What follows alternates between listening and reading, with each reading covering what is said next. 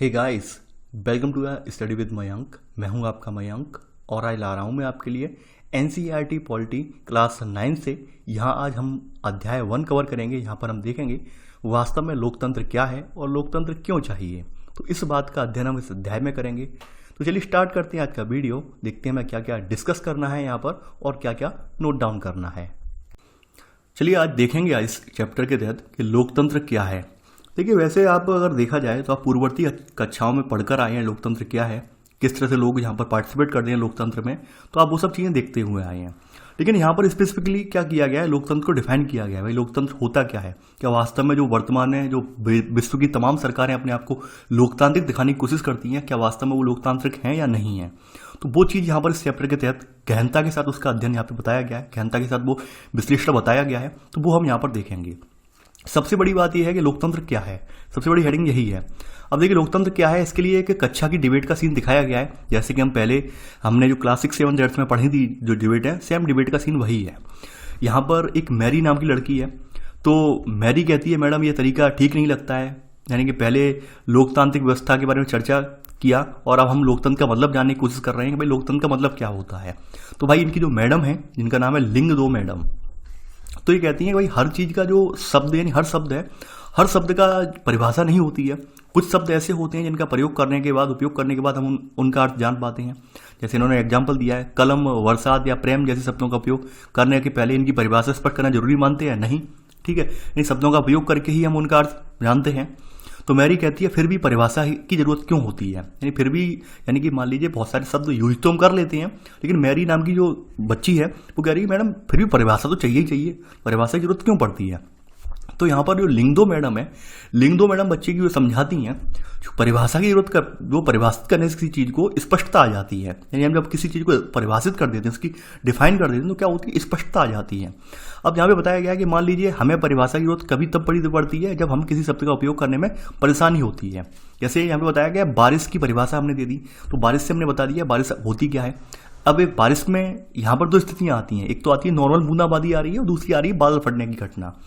अगर बारिश की हमें टोटल परिभाषा नहीं पता होगी तो तब, और जब हमें बूंदाबांदी और बादल फटने जैसी स्थिति, तो हम सामान्य वर्षा में इन्हें अंतर नहीं कर पाएंगे। यानी अगर हम बारिश की हमें परिभाषा नहीं मालूम होगी तो हम यहाँ पर बूंदाबांदी वाली स्थिति और बादल फटने वाली घटना में परिवर्तन नहीं, यानी अंतर नहीं कर पाएंगे। ये यहाँ पे बताया गया है। तो इसलिए हमें किसी चीज़ को परिभाषा यानी कि उसका स्पष्ट अर्थ हमें पता होना चाहिए, तभी हम उस चीज़ का अंतर कर पाएंगे कि भाई ये लोकतांत्रिक है या नहीं है।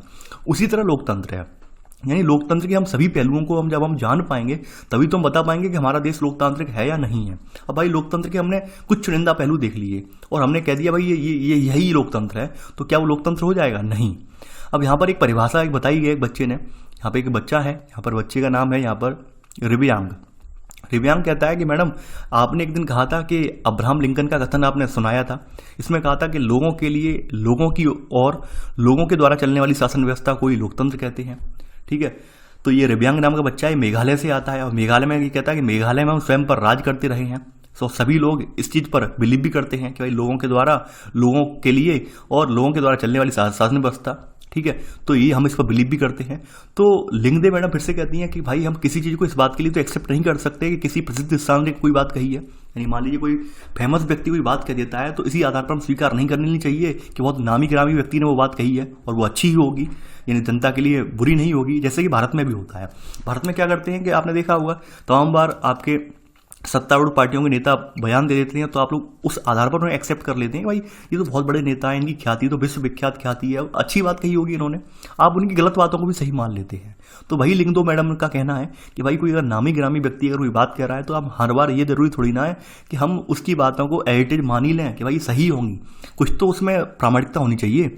तो ये बात यहाँ पर, वही बात यहाँ पर लिंगदो मैडम ने दोहराई है। आगे बढ़ते हैं, एक बच्ची यहाँ पर कहती है योलांदा नाम की। योलांदा नाम की बच्ची ये कहती है कि मैडम मैंने इसके बारे में पढ़ा है, शब्द के बारे में, यानी कि जो लोकतंत्र यानी डेमोक्रेसी है ये एक यूनानी शब्द है और ये डेमोक्रेसिया से बना है। और यूनान में डेमोस का अर्थ होता है लोग और क्रेसिया का अर्थ होता है शासन। ये बच्ची ये कहती है, यानी इस प्रकार जो डेमोक्रेसी है ये लोकतंत्र में इसका अर्थ हुआ लोगों का शासन और यही सही अर्थ है। तो फिर लिंगदो मैडम इसका भी कटाक्ष करती हैं, इस बच्ची को भी संतुष्ट करती हैं कि देखिए पहले एक शब्द था कंप्यूटर, यानी आपके सामने एक शब्द आया था कंप्यूटर, तो कंप्यूटर जो पहले होते थे उसका मतलब क्या होता था, ओनली कंप्यूट करना। कंप्यूट का मतलब क्या मतलब था कि गणना करना। पहले जो कंप्यूटर होते थे आज से 50 साल पहले, उनको किस लिए बनाए गए थे, गणना करने के लिए बनाए गए थे। और वर्तमान में कंप्यूटर देखें तो क्या कंप्यूटर वर्तमान में गणना कर रहे हैं? जी नहीं, वर्तमान में कंप्यूटर गणना ही नहीं कर रहे बल्कि सारे कार्य कर रहे हैं। तो अगर हम किसी शब्द के मूल अर्थ से वर्तमान अर्थ को मिलाएं और तो वो अर्थ प्रासंगिक नहीं होगा। ये मैडम ये समझाने की कोशिश करती है योलांदा नाम की बच्ची को कि भाई मान लेते हैं आपने मूल अर्थ उठा लिया, मूल शब्द उठा लिया, तो मूल शब्द से अगर उसका वर्तमान में अर्थ देखें तो हो सकता है डिफर हो जाए। जैसे कंप्यूटर के बारे में उन्होंने बताया, कंप्यूटर का एग्जाम्पल दिया, वो बात सही भी है, ठीक है। यानी कि यहाँ पर कि भाई कोई भी शब्द जो शब्द का अर्थ जो है, ठीक है, वो आज शायद प्रासंगिक ना हो और आज शायद उसका अर्थ चेंज हो जाए, तो इसलिए हम मूल अर्थ जो है, मूल अर्थ के अकॉर्डिंग जो मूल अर्थ है, मूल अर्थ के अकॉर्डिंग कभी भी उसे यथार्थ नहीं मान सकते, ठीक है। तो यहाँ पर ऐसे मैडम की जो बहस है वो बच्चों के साथ यही होती है, समझाने की कोशिश करती हैं कुछ तथ्यों को, कुछ बातों को, और बच्चे संतुष्ट भी होते हैं मैडम से, ठीक है। तो अब यहाँ पर हमारा काम क्या है, हमारा काम ये है, चूंकि डिबेट भी है इसमें और डिबेट में से हमें कुछ पॉइंट भी निकाल के लिखने हैं। पहला पॉइंट तो हमें यहाँ पर ये लिखना है कि भाई जो आपका लोकतंत्र है ये शब्द कहाँ से निकल के आया है, डेमोक्रेसी निकल के कहाँ से आया। तो पहला पॉइंट तो आप यही नोट करेंगे कि डेमोक्रेसी जो है हमारा, यानी कि लोकतंत्र, ये यूनानी शब्द डेमोक्रेसिया से बना है, और यूनानी में डेमोस का अर्थ होता है लोग और क्रोसिया का अर्थ होता है शासन। तो इस प्रकार ये क्या है, डेमोक्रेसी अर्थात लोकतंत्र का अर्थ है लोगों का शासन। ये आप पहला पॉइंट लिख लीजिए। अब देखिए पहले पॉइंट के अलावा अब आप दूसरी यहाँ पर बात क्या लिखेंगे, दूसरी बात यहाँ पर ये लिखेंगे, एक अब्राहम लिंकन का कथन जो है वो काफी बार पूछा गया है और बहुत फेमस कथन है। तो आप लिखेंगे अब्राहम लिंकन के अनुसार, ठीक है, लोगों के लिए, लोगों की ओर और लोगों के द्वारा चलने वाली शासन व्यवस्था ही लोकतंत्र है, ठीक है। ये अब्राहम लिंकन का कथन आप लिखेंगे सेकंड में। आगे बढ़ते हैं यहाँ पर। अब देखिए यहाँ पर बात बताई गई सरल परिभाषा क्या है, यानी लोकतंत्र की सरल परिभाषा क्या है। देखिए लोकतंत्र की सरल परिभाषा आप सभी जानते हैं कि लोकतंत्र शासन का एक ऐसा स्वरूप होता है जिसमें शासकों का चुनाव जो कौन करता है, वो लोग करते हैं। भाई लोकतंत्र स्वरूप ऐसा है जिसमें जो शासक है, इस सत्ता में पहुंचने वाली जो शासक वर्ग है, उसका चुनाव कौन करते हैं, लोग करते हैं। अब देखिए वर्तमान में स्थिति यहाँ पे बताई गई है।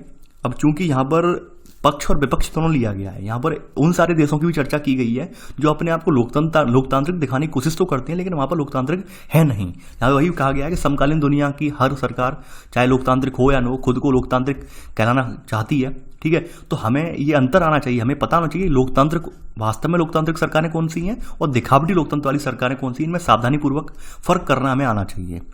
तो यहाँ पर कुछ सरकारों का जिक्र ऐसा किया गया है जो लोकतांत्रिक नहीं है, जैसे, तो उनके बारे में मैं आपको यहाँ पर कुछ चुनिंदा पॉइंट्स लिख पाऊंगा, ठीक है। जैसे यहाँ पर एक म्यांमार की सरकार की बात हो रही है। म्यांमार में क्या था, म्यांमार में जिन लोगों के हाथ में सेना की कमांड थी, यानी जिन लोगों का सेना पर नियंत्रण था, और वही बाद में देश के शासक बन गए। ये म्यांमार के बारे में बात हो रही है। और म्यांमार ने कह दिया कि हम लोकतांत्रिक देश हैं, तो क्या म्यांमार लोकतांत्रिक हो गया?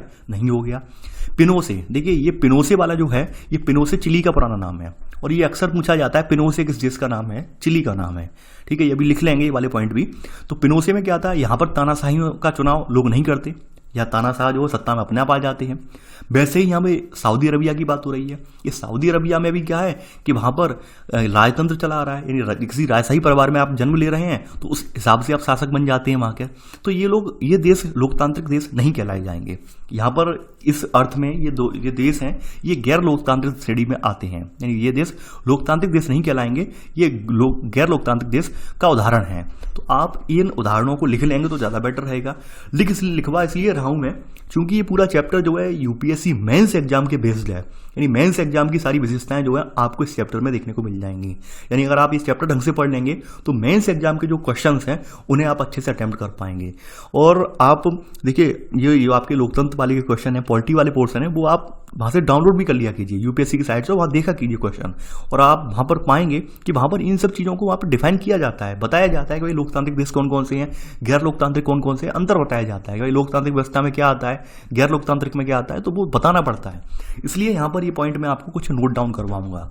तो यहाँ पर अब आप नोट डाउन करेंगे इसमें सेकेंड पॉइंट, यानी सेकेंड नहीं कि इसमें लिख लेना कुछ गैर लोकतांत्रिक शासन व्यवस्थाएं, ऐसे लिख लेना कुछ गैर लोकतांत्रिक शासन व्यवस्थाएं। ये आपका चौथा पॉइंट करके लिख लेना, कुछ गैर लोकतांत्रिक शासन व्यवस्थाएं। पहली है म्यांमार में जिन लोगों का सेना पर नियंत्रण था वे देश के शासक बन गए। सेकंड सब पॉइंट इसमें लिख लेना पिनोसे, यानी ब्रैकेट में चिली, ठीक है, एक दक्षिण अमेरिकी देश है ये, तो यहाँ तानाशाह का चुनाव लोग नहीं करते हैं। ठीक है, अब एक सऊदी अरब के बारे में बात हो रही। सऊदी अरब भी गैर लोकतांत्रिक देश है। ये सऊदी अरब के शासक, ठीक है, चुने नहीं गए हैं, बल्कि राजपरिवार में जन्म लेने के कारण उन्हें यही हक पाया है। ये सऊदी अरब के शासक चुने नहीं गए हैं, बल्कि राजपरिवार में जन्म लेने के कारण उन्हें यह हक पाया है। तो इस तरह से आपने गैर लोकतांत्रिक सरकारों का रवैया देख लिया कि गैर लोकतांत्रिक सरकारें वास्तव में होती कैसी हैं। ठीक है, ये चीज़ें आपने देख ली। अब देखिए ये कार्टून है, ये आप देख पा रहे होंगे, डेमोक्रेसी है ये। ठीक है, और यहाँ कुछ सैनिक ऐसे खड़ा करने के प्रयास कर रहे हैं डेमोक्रेसी का। ये वास्तव में इराक का कार्टून है। इराक में क्या हुआ था आपको पता होगा कि इराक के जो राष्ट्रपति थे उन्होंने पूरी सत्ता अपने हाथ में काबिज कर ली थी, कब्जा कर लिया था। ठीक है, लोकतंत्र का हनन हुआ था। तो वहाँ पर लोगों को लोकतंत्र की स्थापना करवाने के लिए वहाँ पर क्या उतारना पड़ा, वहाँ यूएसए को हस्तक्षेप करना पड़ा। तो यूएसए का यहाँ पे दिखाया गया कि किस तरह से यूएसए के जो सैनिक हैं वो इराक में लोकतंत्र की स्थापना कर रहे हैं। यानी इराक में अमेरिकी और अन्य विदेशी शक्तियों की उपस्थिति में चुनाव के समय ये कार्टून बना था। ठीक है, तो वो आपके सामने यहाँ दिखाया गया है। आगे बढ़ते हैं यहाँ पर। अब देखिए यहाँ बताया गया भाई लोकतंत्र की विशेषताएं क्या क्या हैं। लोकतंत्र की विशेषता तो आपने सबसे बड़ी विशेषता ये देख ली कि भाई यहाँ पर जनता जो है शासकों का चुनाव करती है। अब ये तो पता होना चाहिए शासक होता कौन है।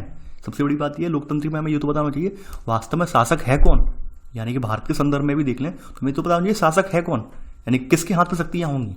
यानी हमने अपने यहाँ शक्तियों का बंटवारा किया है, राष्ट्रपति, प्रधानमंत्री, कि हमारे यहाँ कार्यकारी कौन है। ठीक है, सबसे बड़ी बात है शासक कौन है। लोकतंत्र की विशेषता में हमारे माइंड में सबसे पहला प्रश्न ये उठना चाहिए, शासक कौन होगा हमारे यहाँ। दूसरी स्थिति बताई गई है कि किस तरह के चुनाव को लोकतांत्रिक चुनाव कहते हैं। यानी कि आपने देखा होगा कि हमारे यहाँ चुनाव की दोनों पद्धतियां हैं, फर्स्ट पास्ट द पोस्ट और अनुपातिक समानुपातिक पद्धति है। यानी कि यहाँ पर आपने देखा होगा कि हमारे यहाँ कुछ यानी कुछ जो है पदों के लिए चुनाव जो होते हैं, कुछ पोस्ट जो हैं, जैसे एमएलए का चुनाव हुआ, एमपी का चुनाव हुआ, उसमें जनता की प्रत्यक्ष भागीदारी होती है। वहीं जो एमएलसी के चुनाव होते हैं या फिर राष्ट्रपति उपराष्ट्रपति के चुनाव होते हैं या फिर राज्यसभा के जो चुनाव होते हैं वो यहाँ पर हमारे यहाँ उसमें जनता की भागीदारी नहीं होती है, जनता की प्रत्यक्ष रूप से भागीदारी नहीं होती, बल्कि कुछ चुनिंदा लोगों की भागीदारी होती है। तो हमारे यहाँ जो मेन पोर्सन था उसके लिए हमने क्या किया, जनता की भागीदारी कर ली। इसके अलावा हमारे यहाँ ये भी तय किया गया कि कौन लोग चुनाव में पार्टिसिपेट करेंगे। यानी हमने सार्वभौम वयस्क मताधिकार के सिद्धांत को अपनाया है। यानी यहाँ पर वही बताया गया है कौन लोग शासकों का चुनाव कर सकते हैं या खुद शासक चुने जा सकते हैं। तो हमने सार्वभौम वयस्क मताधिकार अपनाया है। यानी हर नागरिक को बराबर अधिकार है, 18 साल से ऊपर का कोई भी नागरिक है और मतदाता सूची में पंजीकृत है तो वो वोट डाल सकता है। उस पर किसी प्रकार का हस्तक्षेप नहीं है, चाहे वो किसी जाति का हो, धर्म का हो, मजहब का हो, किसी भी पंथ का हो, गोरा हो या काला हो, अमीर या गरीब जो भी हो, वोट डाल सकता है। उसके वोट की वैल्यू भी समान है। तो ये चीज़ें यहाँ पर स्पष्ट रूप से डिफाइन करना आवश्यक है लोकतंत्र में। इसके अलावा यहाँ पर बताया गया सरकार के किस स्वरूप को लोकतांत्रिक कहेंगे। मान लीजिए सरकार तो चुनकर पहुंच गई, अब सरकार अपनी मनमर्जी चलाए तो क्या वो लोकतांत्रिक होगी? नहीं। सरकार जो संविधान में प्रदत्त नियम कानून है उनके अनुरूप अपना कानून या अपना शासन चलाती है, तब उसे लोकतांत्रिक सरकार कहा जाएगा। तो ये प्रश्न जो है ये वास्तव में उठते हैं सभी के माइंड में और इनका जवाब अब आपको आगे नीचे लिखना है। यानी लोकतंत्र की विशेषताएं आप हेडिंग डाल लीजिए और लोकतंत्र की विशेषताओं में आपके सामने क्या क्या विशेषताएं हैं वो मैं आपको लिखवाता जाऊंगा। अब देखिए यहाँ पर लोकतंत्र की विशेषताएं हैं और उसके कुछ अपवाद हैं, वो मैं आपको यहाँ पे बीच बीच में लिखवाऊंगा। पहली विशेषता लोकतंत्र की ये है, ठीक है, कि लोकतंत्र में क्या है कि लोकतंत्र में अंतिम निर्णय लेने की शक्ति लोगों के द्वारा चुने हुए प्रतिनिधियों के पास होनी चाहिए। यानी कि अंतिम निर्णय कौन लेंगे कि लोगों के द्वारा जो चुने हुए कैंडिडेट हैं वो अंतिम निर्णय लेंगे। अब देखिए यहाँ पर आपने ये देख लिया कि लोगों में ये शक्ति जो है किसके पास है, यानी कि ये जनता के पास है। जनता के प्रतिनिधि जो है इनके पास है अंतिम निर्णय लेने की शक्ति की, क्या होना है क्या नहीं होना है जिसमें। अब देखिए एक हमारे पड़ोसी देश पाकिस्तान का यहाँ पे एग्जाम्पल दिया गया है इसके फेवर में। फेवर से मतलब ये बताया गया कि पाकिस्तान में कैसे करके डेमोक्रेसी थी और डेमोक्रेसी का कैसे करके हनन कर दिया गया, वो यहाँ पर एग्जाम्पल दिखाया गया है। तो देखिए यहाँ पर कुछ जो देशों के एग्जाम्पल दिए गए हैं वो एग्जाम्पल में लिखवाऊंगा, आपको नोट करके लिखवाऊंगा, इसलिए कि आपको बता तो सकेंगे कि वास्तव में ये दो देश जो थे लोकतांत्रिक थे, लेकिन बाद में यहाँ पे सत्ता परिवर्तन हो गया, कुछ अनचाहे व्यक्ति सत्ता में आगे बैठ गए और ऐसे करके उन्होंने लोकतांत्रिक पद्धति को ध्वस्त कर दिया। तो यहाँ पर नाम आता है जनरल परवेज मुशर्रफ का, जिनकी वजह से कारगिल वार हुआ। यानी कारगिल वार के नायक के रूप में या फिर कारगिल वार के जो विद्रोही के रूप में जाना जाता है। आप जानते हैं कारगिल वार करवाने में सबसे ज़्यादा भूमिका इस परवेज मुशर्रफ नाम के व्यक्ति की रही थी। तो ये क्या थे, पाकिस्तान में जनरल परवेज मुशर्रफ ने अक्टूबर 1999 में क्या हुआ, इन्होंने सैनिक तख्ता पलट कर दिया। यानी पूरा जो कमान थी सेना के हाथ के जरिए को अपने हाथों में ले ली पाकिस्तान की कमान। ठीक है, ये पहला पॉइंट इसमें नोट में डाल देना। दूसरी बात क्या है, यहाँ पर इन्होंने क्या किया, इन्होंने लोकतंत्र को उखाड़ फेंका। वर्तमान सरकार को उखाड़ फेंका और खुद को वहाँ का कार्यकारी घोषित कर दिया, ठीक है, यानी वहाँ के कार्यकारी प्रमुख यानी प्रधानमंत्री। और बाद में इन्होंने क्या किया, खुद को राष्ट्रपति भी घोषित किया और सन 2002 में एक जन्म संग्रह करवाकर इन्होंने जो अलोकतांत्रिक विधि से अपना कार्यकाल 5 साल के लिए बढ़ा लिया। यानी ऐसा करके इन्होंने अपना कार्यकाल जो 5 साल के लिए बढ़ा लिया एक जन्म संग्रह करवा के। इसके अलावा ये इन्होंने क्या किया, यहाँ पर अगस्त 2002 में इन्होंने यहाँ पर एक लीगल फ्रेमवर्क ऑर्डर के जरिए पाकिस्तान का पूरा संविधान बदल डाला। और संविधान बदलने के बाद इन्होंने ये किया कि जो यहाँ पर जैसे हमारे हिंदुस्तान में स्टेट बने हुए हैं, स्टेट की असेंबली वगैरह विधानसभाएं हैं, वैसे वहाँ पर भी स्टेट्स हैं, वहाँ पर भी उनकी असेंबलियाँ हैं। तो इन्होंने लीगल फ्रेमवर्क ऑर्डर के जरिए क्या किया, राष्ट्रपति, राष्ट्रीय और प्रांतीय असेंबलियों को भंग कर दिया। और जो मंत्रिपरिषद के जो कामकाज थे इसके जरिए इन पर राष्ट्रीय सुरक्षा परिषद की निगरानी रहती थी, जिनके जरिए क्या था कि आर्मी के सदस्य जो थे वो देखभाल करते थे मंत्रिपरिषद की। तो ऐसे करके पूरा जो ढांचा था वो इन्होंने कैसा कर लिया, सैन्य ढांचे में तब्दील कर दिया, यानी लोकतांत्रिक ढांचे को सैन्य ढांचे में परिवर्तित कर दिया।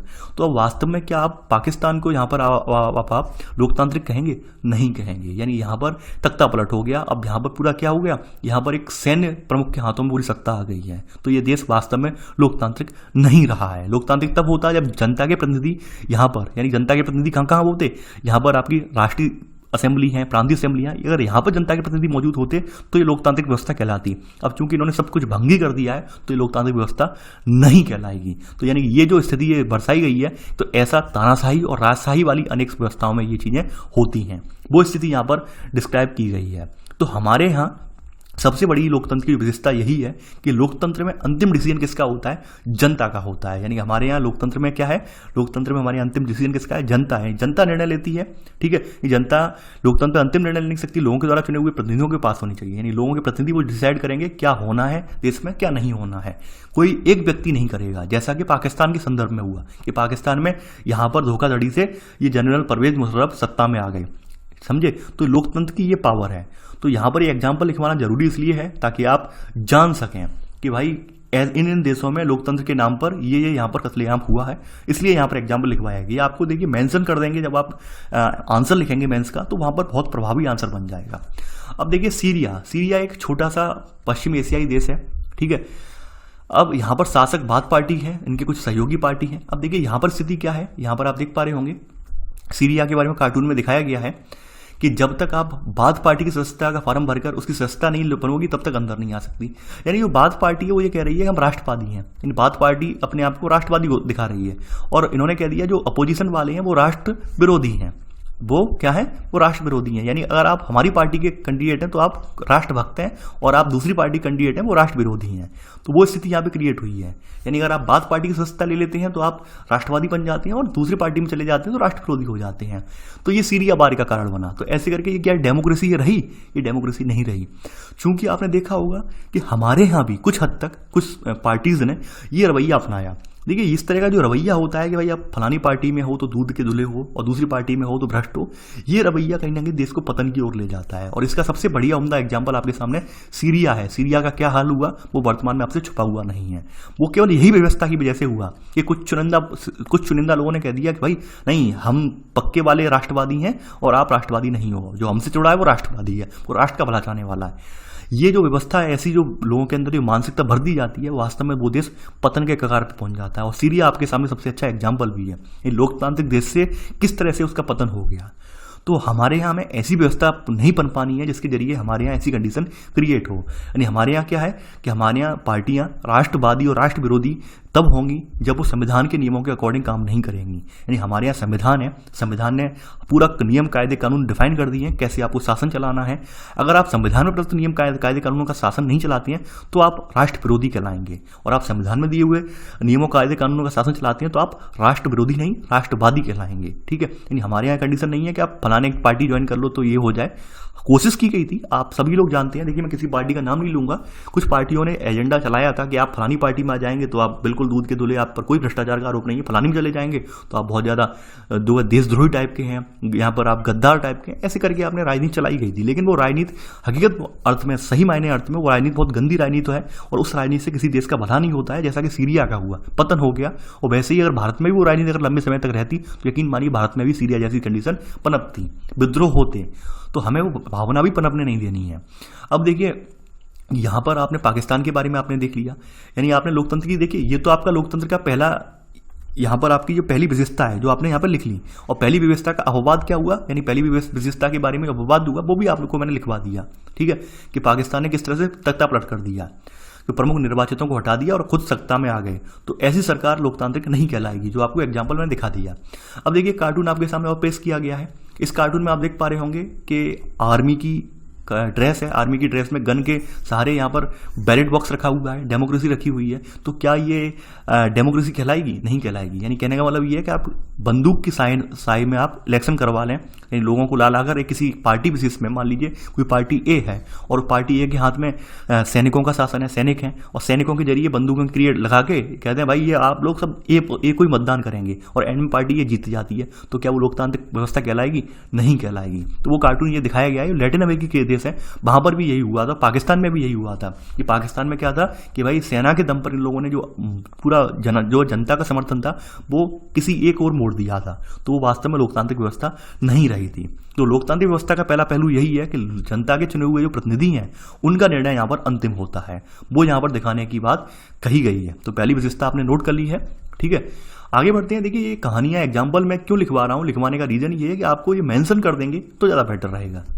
दूसरी बात यह है यहाँ पर लोकतंत्र की विशेषता ये बताई गई है कि लोकतंत्र में केवल चुनाव कराना ही पर्याप्त नहीं होता।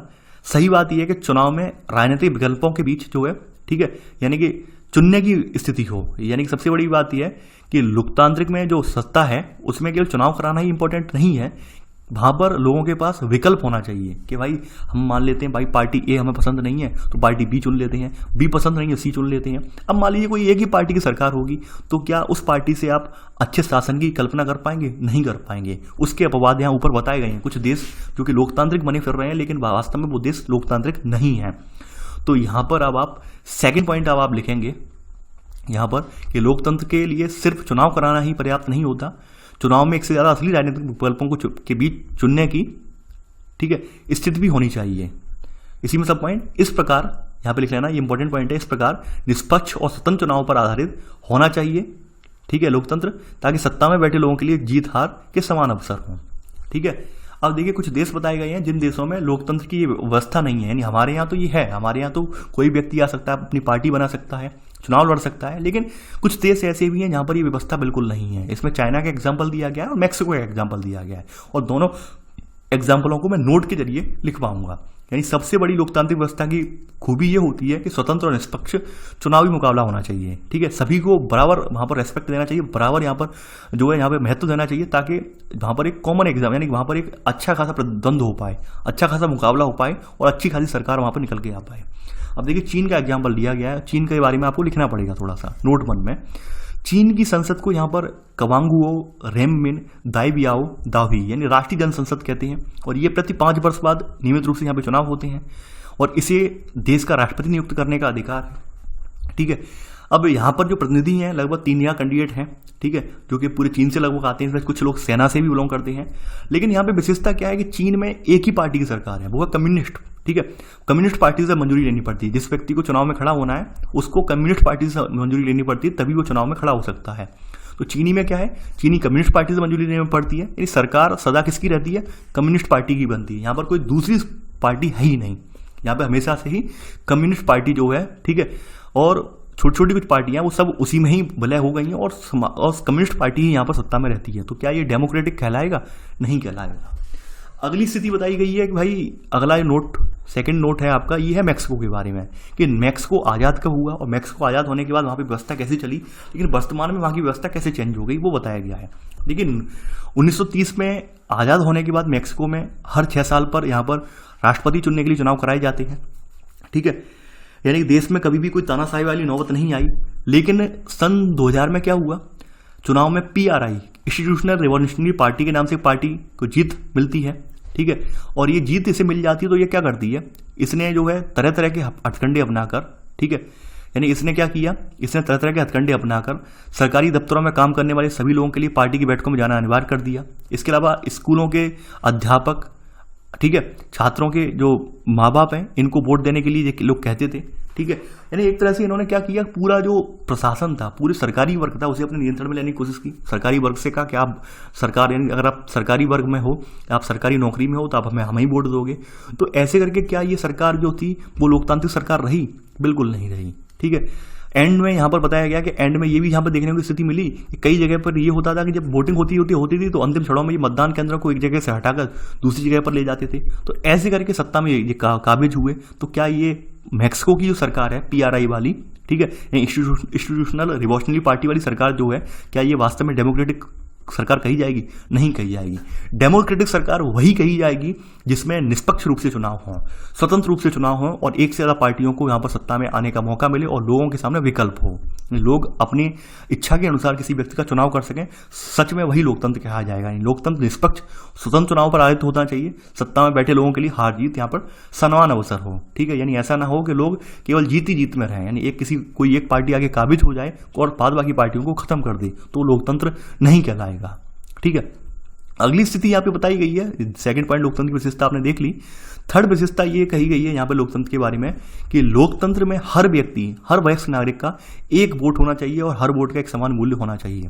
जैसे मैं आपको एग्जाम्पल देता हूँ, यहाँ पर दो व्यक्ति ले लेता हूँ। एक तो मैं ले लेता हूँ आपके सामने अंबानी जी, यानी हम किसको अंबानी जी बता रहे हैं? मुकेश अंबानी जी का। और दूसरा मैं विकल्प ले लेता हूँ, आपके जो शिक्षक महोदय हैं, आपको पढ़ाने वाले जो व्यक्ति हैं, मयंक जी, उनका एग्जाम्पल ले लेता हूँ। भाई मुकेश अंबानी जी जो हैं देश के सबसे अमीर व्यक्ति कहे जाते हैं और मयंक एक नॉर्मल भाई शिक्षक व्यक्ति है, लेकिन दोनों के वोट की वैल्यू सेम है। यानी कि अगर मान लीजिए कहीं 900 वोट पड़ रहे हैं और वहां पर एक वोट मुकेश अंबानी का कम हो गया, यानी 899 वोट हुए, ठीक है, और सामने वाली पार्टी बी को 900 वोट मिल गए, तो एक वोट से विजयी मानी जाएगी। ठीक है, यानी कहने का मतलब ये है कि यहाँ पर मुकेश अंबानी के वोट की वैल्यू और मयंक के वोट की वैल्यू सेम है। यानी कि यहाँ पर ऐसा नहीं है कि भाई मुकेश अंबानी अमीर हैं तो उनके वोट की वैल्यू ज़्यादा होगी, मयंक के वोट की वैल्यू कम होगी। यानी हमारे यहाँ कोई भी व्यक्ति सही, चाहे गरीब से गरीब व्यक्ति सही, अमीर से अमीर व्यक्ति सही, वोट के दौरान उसकी वैल्यू समान है, किसी प्रकार का अंतर नहीं है। यानी कि हमारे यहाँ एक एक वोट से हार जीत का अंतर तय हो जाता है। ये बात आप अच्छे से जानते होंगे। भारतीय लोकतंत्र प्रणाली में आपने देखा भी होगा कि एक एक वोट से सरकारें बनने से रह जाती हैं। ठीक है, यानी एक वोट अगर उन्हें मिल जाए तो सरकार बन जाती है, एक वोट ना मिले सरकार गिर जाती है। तो इसलिए हमारे यहाँ क्या है, हर एक वोट का एक समान मूल्य है। लेकिन कुछ देश ऐसे भी यहाँ पे बताए गए हैं जिनमें एक वोट का वैल्यू समान नहीं था। जैसे यहाँ पे एग्जाम्पल बताया गया है, कुछ देश ऐसे हैं। कौन कौन से हैं? ठीक है, यानी कुछ देश ऐसे हैं यहाँ पर जो कि औरतों को या फिर तमाम अन्य नागरिकों को इन्होंने वोटिंग से वंचित कर दिया था। क्योंकि पहले तो हमारे यहाँ व्यवस्था थी, जैसे आपने देखा होगा कि आज़ादी के पहले की स्थिति ये थी कि हमारे यहाँ सभी को वोट डालने का अधिकार नहीं था। कुछ जो पढ़े लिखे लिटरेट पर्सन जो थे, यानी कि जो लिटरेट पर्सन थे या सत्ता में काबिज लोग थे, वही वोट डालकर निर्णय लेते थे। लेकिन बाद में हमारा जब देश आज़ाद हुआ तो देश के संविधान निर्माताओं ने हमारे यहाँ सार्वभौमिक वयस्क मताधिकार रखा। इसके जरिए क्या था कि कोई भी 18 साल से ऊपर का हमारे यहाँ नागरिक जो है भारत की, यानी कि आपकी जो लिस्ट है, यानी वोटर लिस्ट है, उसमें अगर नामित है तो वो व्यक्ति वोट डाल सकता है। उसके साथ लिंग, जाति भेद, मजहब या अमीर गरीब के साथ हिसाब से भेदभाव नहीं किया जाएगा। ये हमारे यहाँ हमने अपनाया था। जबकि तमाम ऐसे देश हैं, आपने देखा था, आपने पूर्ववर्ती कक्षाओं में पढ़ा भी था, अमेरिका में महिलाओं ने एक लंबे समय तक संघर्ष किया, अमेरिका में, ठीक है, और यूरोप में, ब्रिटेन में आपने देखा सरफेज आंदोलन जो कहा जाता है, उसमें किस तरह से जो है यहाँ पर उस सरफेज आंदोलन के जरिए वोटिंग का अधिकार हासिल किया। तो ये कहा जा सकता है कि इन देशों ने जो लोकतांत्रिक व्यवस्था को तो अपनाया, लेकिन उसमें जो सभी को वोट देने का अधिकार था वो बहुत देर में अपना पाए। तो उनका यहाँ पे परिणाम बताया गया है कि वास्तव में इन देशों को क्या हम लोकतांत्रिक कहेंगे? जैसे यहाँ पर 2015 तक यह बताया गया सऊदी अरब में औरतों को वोट देने का अधिकार नहीं था। ठीक है, अब आके उन्हें औरतों को वोट देने का अधिकार मिला है। नोट 1 में ही लिख लेना। वैसे ही नोट 2 में एक एस्टोनिया, एक यूरोपियन कंट्री है। ठीक है, एस्टोनिया में क्या है, एस्टोनिया में रूसी अल्पसंख्यक समाज के लोगों को मतदान का अधिकार हासिल करने में मुश्किल होती है। यानी रूस, यहाँ पर एस्टोनिया के बगल में क्या रूस लगा हुआ है, तो रूस के कुछ लोग यहाँ पे आके बस गए हैं। अब एस्टोनिया वाले क्या करते हैं, रसियन को नागरिकता नहीं दी है और ना ही उन्हें वोट देने का अधिकार देते हैं। तो ऐसे क्या यहाँ पर इन्हें समानता मिली हुई है? क्या ये लोकतंत्र है? नहीं है। ऐसी फिजी की स्थिति है। फिजी हमारा एक देश है, फिजी में हिंदी बोली जाती है, आप जानते होंगे फिजी के बारे में, ठीक है। यहाँ पे भारतीय मूल के लोग भी पाए जाते हैं, लेकिन दिक्कत यहाँ पर ये है कि फिजी की चुनाव प्रणाली भी यहाँ पर वहाँ के मूल के वासियों का वोट महत्व ज़्यादा होता है, जबकि भारतीय मूल के जो फिजी नागरिक हैं उनका मूल्य कम होता है।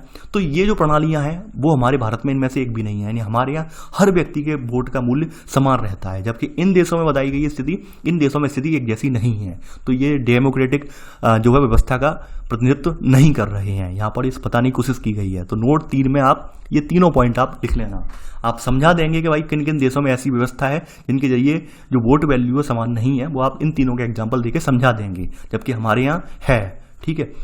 आगे बढ़ते हैं। अब देखिए एक ये कार्टून है, सद्दाम हुसैन जी का कार्टून है, आप जानते होंगे, ठीक है। तानाशाह सद्दाम हुसैन, ठीक है, जिन्हें अमेरिका ने सूली पे चढ़वा दिया। तो ये जब सत्ता में काबिज थे तो उन्होंने क्या किया, अपने हिसाब से सरकार चलाई, यानी वो भी क्या दिन से सोच रहे हैं जब मैं ही एक व्यक्ति और मेरा ही एकमात्र वोट था और यही मुझे पसंद था, यानी कि जैसे चाहे वैसे सरकार बना ली इन्होंने। एंड में क्या हुआ, आखिरकार एक व्यक्ति एक वोट वाला लोग ये कह रहे हैं, यहाँ मुस्लिम महिलाएं भी खड़ी हैं, व्यक्ति भी खड़े हैं। तो ये बताया गया है कि भाई कुछ देश जो है उन्होंने किस तरह से लोगों के साथ भेदभाव किया, वोटिंग के नाम पर उन्होंने अलग अलग कर दिया। तो वास्तव में उन देशों को हम लोकतांत्रिक देशों की श्रेणी में नहीं रख सकते हैं। अब देखिए लोकतंत्र की आपने 3 विशेषताएं देख ली, ठीक है, 3 विशेषताएं आपने लोकतंत्र की देख ली कि कौन कौन सी देख ली, निष्पक्ष चुनाव वाली देख ली, ऊपर वाली विशेषता देखी कि अंतिम निर्णय लेने की शक्ति किसके पास होती है, जनता के द्वारा चुने हुए प्रतिनिधियों के पास होती है, एक वोट एक मताधिकार वाला, ये आपने देख लिया, सिद्धांत देख लिया। अब अगली विशेषता लोकतंत्र की क्या है, वो चौथी विशेषता भी मैं आपको लिखवा रहा हूं। चौथी विशेषता ये है कि भाई कोई भी लोकतांत्रिक सरकार हो, उसे संविधान जो होता है, ठीक है, उसके नागरिकों के अधिकारों के द्वारा खींची गई लक्ष्मण रेखाओं के भीतर ही काम करना होता है। यानी हर देश का संविधान है, हमारे यहाँ के संविधान में जैसा बना हुआ है, हमारे संविधान का स्वरूप कैसा है, डेमोक्रेटिक है। तो डेमोक्रेसी के अकॉर्डिंग हमें क्या है, हमारे यहाँ जो मूल अधिकार वगैरह दिए हुए हैं, यहाँ पर संविधान में प्रदत्त जो हमारे कानून है, उन कानूनों के भीतर रहकर कोई सरकार अगर कार्य करती है तो वो वास्तव में राष्ट्रवादी सरकार मानी जाती है। और वो अगर मान लीजिए सरकार जो है उन कानूनों का उल्लंघन करती है, उन कानूनों को पालन नहीं करती है, तो सरकार राष्ट्रहितैषी नहीं होती है, बल्कि वो अलोकतांत्रिक सरकार कहलाएगी। अब यहाँ पर एग्जाम्पल बताया गया है, कुछ सरकारें ऐसी भी हैं जिन्होंने अपने, यानी कुछ देशों का एग्जाम्पल बताया गया है कि जिन्होंने अपना दुरुपयोग किया, अपने सरकार अपने सत्ता का दुरुपयोग किया। अब जैसे बताया गया जिम्बाब्वे के बारे में बताया गया है, यहाँ पर नोट करके इन्हें भी लिख लेंगे जिम्बाब्वे के बारे में। ये कि जितना ये इन सब के बारे में आप जान लेंगे, इन सब देशों के बारे में, उतना ही आप अच्छे से डिफाइन कर पाएंगे। जिम्बाब्वे में क्या था कि जिम्बाब्वे जो है देश है, इसे 1981 में जो यहाँ पर अल्पसंख्यक गोरे जो लोग थे, अंग्रेज थे, उनसे आज़ादी मिली है। और उसके बाद यहाँ पर जानू PF दल का राज हुआ है, ठीक है, यानी इसने ही स्वतंत्रता संघर्ष की यहाँ पे अगुवाई की थी। इसके नेता एक थे रॉबर्ट मुगाबे, और ये इन्होंने क्या किया, आज़ादी के बाद से शासन करते आए। यानी पहले तो लोगों से कह दिया हम लोकतांत्रिक देश बनाने जा रहे हैं, इसके आधार पर इन्होंने देश को आज़ाद करवा लिया, लेकिन बाद में ये तानाशाह बन के बैठ गए, ठीक है। यानी कि ये बाद में क्या हुआ, सत्ता में काबिज हो गए, इन्होंने कहा नहीं अब तो हम तानाशाही शासन चलाएंगे। तो ये क्या करते थे, इनके बारे में रॉबर्ट मुगाबे के बारे में बताया गया है कि रॉबर्ट मुगाबे यानी कि बताया गया है कि इन्होंने संविधान में बदलाव करके राष्ट्रपति के अधिकारों में वृद्धि की और अपनी जवाबदेही को कम कर दिया। यानी जवाबदेही का मतलब ये है कि अब इनसे कोई प्रश्न पूछ नहीं सकता है, जैसे शासन चलाएंगे वैसे चलाएंगे ये, ठीक है।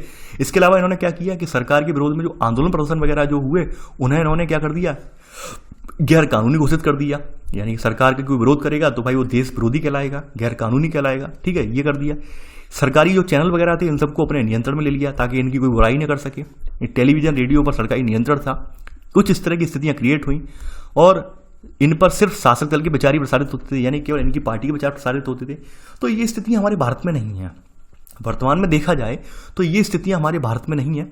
हमारे यहाँ भारत में आपने देखा होगा, हमारे यहाँ भारत में वर्तमान में सरकार है, उनकी जवाबदेही है। विपक्ष उनसे सवाल पूछता है कि भाई आपने ये ऐसा किया तो ऐसा क्यों किया। जैसे अभी मैं एग्जांपल ले सकता हूँ आपके सामने कि हमारे यहाँ 1975 में चाहे बेशक इंदिरा गांधी जी ने जो है वहाँ पर इमरजेंसी लगा के तानाशाही दिखाई, लेकिन तानाशाही ज़्यादा दिन तक नहीं चल पाई। हमारे संविधान का स्वरूप ही ऐसा था कि इंदिरा गांधी को एक दिन अपने पद से हटना पड़ा, और जब पद से हटा दी गई इंदिरा गांधी जी, यानी कि कांग्रेस सरकार जब हटा दी गई और इंदिरा गांधी ने जो संविधान परिवर्तन किए थे, उन संविधान के परिवर्तनों को पुनः संविधान में संशोधन करके उन्हें सही किया गया। तो हमारे यहाँ आप देख सकते हैं, यानी हमारे यहाँ का स्वरूप इस प्रकार का है, कोई व्यक्ति लंबे समय तक तानाशाही नहीं कर सकता है। दूसरी बात यह है कि हमारे यहाँ जवाबदेहिता है। जैसे आपके सामने अभी आपने वर्तमान में क्या है, कोरोना पैंडेमिक चल रही है। कोरोना पैंडेमिक के दौरान आपने देखा होगा, चाहे किसी स्टेट में किसी एक पार्टी की सरकार ना हो, मान ली बीजेपी की सरकार है या नहीं है, लेकिन फिर भी कोरोना के दौरान उन्होंने विपक्षी दल जो जो हैं, यहाँ पे जो सत्तारूढ़ पार्टी के अन्य दल हैं, उनसे विचार विमर्श किया कि भाई इससे कैसे निपटा जाए, क्या स्थिति रहे। जबकि अगर हमारे यहाँ ऑटोक्रेटिक शासन होता तो क्या होता, एक सरकार ऐसा निर्णय ले लेती और बाद बाकी को सबको मानना पड़ता। लेकिन नहीं, हमने सबका निर्णय जो था कि भाई सब लोगों ने डिसाइड किया कि भाई लॉकडाउन आगे बढ़ाना चाहिए तो बढ़ाना चाहिए, हमने मान लिया, लॉकडाउन आगे बढ़ा। तो ये स्थिति यहाँ पे बताई गई है कि एक लोकतांत्रिक और एक गैर लोकतांत्रिक में ये अंतर होता है। तो रॉबर्ट मुगाबे की स्थिति यही है कि रॉबर्ट मुगाबे ने यहाँ पे शासन चलाया, ऐसे करके सन 2017 में जब यहाँ पर बहुत ज़्यादा जो है दंगे फसाद हुए तो ऐसे करके इन्हें अपनी सीट छोड़नी पड़ी, ठीक है, और ऐसे करके यहाँ लोकतंत्र यहाँ पर बाद में फिर स्थापित हुआ। तो ये कुछ एग्जाम्पल यहाँ पर दिए गए हैं लोकतंत्र के बारे में कि किस तरह से इन देशों ने लोकतंत्र का दुरुपयोग किया, ठीक है। वास्तव में लोकतंत्र है क्या? वास्तव में लोकतंत्र वह लोकतंत्र है जहां पर लोगों को अपने विचारों को रखने की, अभिव्यक्ति को रखने की आज़ादी हो, संगठन बनाने की आज़ादी हो, विरोध करने की स्वतंत्रता हो, ठीक है। तो ये सब स्वतंत्रताएं होनी चाहिए, यानी कुछ बुनियादी अधिकार आपको प्राप्त होने चाहिए, सोचने की, राय बनाने की, सार्वजनिक रूप से विचार व्यक्त करने की, संगठन बनाने की, विरोध करने की, ये सब स्वतंत्रताएं होनी चाहिए। आपके सामने एक इमेज और दिया गया, कार्टून और दिया गया। ये कार्टून आप देख पा रहे हैं, मैं दिखा रहा हूं आपके सामने। ये याहू, गूगल, सिस्को, ये सोशल नेटवर्किंग साइट है। चाइना ने क्या किया कि इनके जरिए लोग जो थे, लोग अपने विचारों का आदान प्रदान करते थे, तो इन पर इन्होंने बैन लगा दिया, प्रतिबंधित कर दिया, ठीक है। तो प्रतिबंधित कर दिया, उसके खिलाफ एक बच्चा खड़ा है इनके सामने। तो आप देख पा रहे हैं कि चीनी सरकार ने गूगल, याहू जैसी लोकप्रिय वेबसाइटों पर बंदिशें लगाकर इंटरनेट पर सूचना के मुक्त प्रभाव को रोक दिया। तो टैंक और निहत्थे छात्र की तस्वीर पाठक को चीन के इतिहास की एक बड़ी घटना को याद दिलवा रही है कि चीन ने ऐसा ऐसा किया। तो किसी भी लोकतांत्रिक देश की सबसे बड़ी भूमिका ये है कि वो अपने नागरिकों को बुनियादी अधिकार प्रोवाइड करवाए। बुनियादी अधिकारों में क्या है कि सोचने की क्षमता हो, राय देने की क्षमता हो, यानी सार्वजनिक रूप से विचार व्यक्त करने की क्षमता हो, संगठन बनाने की क्षमता हो। हमारे यहाँ आपको पता होगा संविधान का आर्टिकल 19 ये सारी स्वतंत्रताएं हमें प्राप्त करवाता है। आपको ये पता है, अच्छे से जानते हैं आप। जबकि अन्य देश आप देख पा रहे हैं किस तरह से स्वतंत्रताओं का हनन कर देते हैं, वो आपके सामने स्थिति बताई गई है। तो आपके सामने लोकतंत्र की विशेषता में 4 परिभाषाएं दी गई और 4 परिभाषाओं पर मैं समझता हूं आप बड़े आराम से 3 से 4 हज़ार लेटर बड़े आराम से लिख पाएंगे। यानी कि निबंध अगर आपको लिखने को दे दिया जाए तो बड़े आराम से आप निबंध लिख पाएंगे, समझा पाएंगे यहाँ पर, ठीक है। तो यहाँ पर वही चीज़ समझाने की गई है, परिभाषाओं का सारांश, ठीक है। यानी आपके सामने परिभाषाएं 4 दी गई, उनका सारांश का मतलब यही है कि जो आपने पॉइंट लिखे हैं वो पॉइंट यहाँ पर दोहराए गए हैं कि लोगों के द्वारा चुने गए शासक ही सारे प्रमुख फैसले लेते हैं, ये आपने देख लिया। चुनाव लोगों के लिए निष्पक्ष अवसर, ये पॉइंट भी आपने लिख लिया, ठीक है। और मौजूदा शासकों को बदलने की शक्ति है, यानी मान लेते हैं कोई सरकार जिससे अभी आप सहमत नहीं है, आप बदल सकते हैं, आपके सामने विकल्प है, ठीक है। अब जैसे अभी क्या हुआ कि कोरोना पैंडेमिक के दौरान आपने देखा होगा तमाम राज्य सरकारों ने अपनी उदासीनता दिखाई, श्रमिकों को निकालने में उन्होंने कोई दिलचस्पी नहीं दिखाई। तो क्या आपको लगता है आने वाले चुनाव पर असर पड़ेगा? वो सरकारें चेंज हो जाएंगी, श्रमिकों का जो मजदूर संगठनों का अगर रवैया चेंज हुआ तो वाकई में सरकारें गिर जाएंगी, ये हकीकत है यहाँ पर, ठीक है। तो यहाँ पर गिर जाएंगी सरकारें और यहाँ पर है यह विकल्प और अवसर सभी लोगों को समान रूप से उपलब्ध हो, यानी कि वोट देने का अधिकार हमारे यहाँ समान रूप से उपलब्ध है। इसके अलावा हमारे यहाँ कोई भी सरकार जो संविधान के द्वारा बनाए हुए बुनियादी कानूनों और नागरिकों के अधिकारों को दायरे में काम करती है, इससे बाहर नहीं जाती है। तो सबसे बड़ी लोकतंत्र की विशेषता यही है, 4 पॉइंट है जो आपने लिखे हैं। और देखिए बाद बाकी जो पीछे की जो मैंने लिखवाए हैं नोट करके, वो इसलिए लिखवाए हैं ताकि आप बता सकें कि हमारे यहाँ व्यवस्था तो ये है और फलाने देश में ये व्यवस्था है। आप कंपैरिजन करके, यानी अगर आप भारत का कंपेरिजन करके बताया जाएगा, आपसे एक विवेचना अगर करवाई जाएगी, मान लीजिए कि आपको वहाँ पे बताया गया भारत में लोकतांत्रिक व्यवस्था किस प्रकार से कारगर है, तो आप वहाँ बता पाएंगे, आप कंपैरिजन करके बता पाएंगे भारत में ये स्थिति है जबकि अन्य देशों ने ये रवैया अपनाया इसके प्रति, जबकि भारत में ऐसा नहीं अपनाया। आप एक एक आर्टिकल को डिफाइन करेंगे कि संविधान के फलाने आर्टिकल में ये बात कही गई है, संविधान के फलाने आर्टिकल में ये बात दोहराई गई है। तो हकीकत बात यह है कि आपका आंसर बहुत ही प्रभावी लिखा जाएगा, समझे। देखिए ये सब पॉइंट लिखवाने का प्रयोजन मेरा यही था कि ताकि आप मेंस में जो लिखने में दिक्कत हो रही थी वो मेंस में लिखने में दिक्कत ना हो। अब देखिए यहाँ पर कुछ स्थितियां बताई गई हैं कि लोकतंत्र के कामकाज या उसकी अनुपस्थिति में ये 5 उदाहरण दिए गए हैं। तो इन 5 उदाहरणों का मेल लोकतंत्र की कौन कौन सी विशेषताओं से होता है, यानी यहाँ पे बताया गया है कि लोकतंत्र की हनन के दौरान ये 5 उदाहरण दिए गए हैं और इनका मेल कौन कौन सी विशेषताओं से हो रहा है।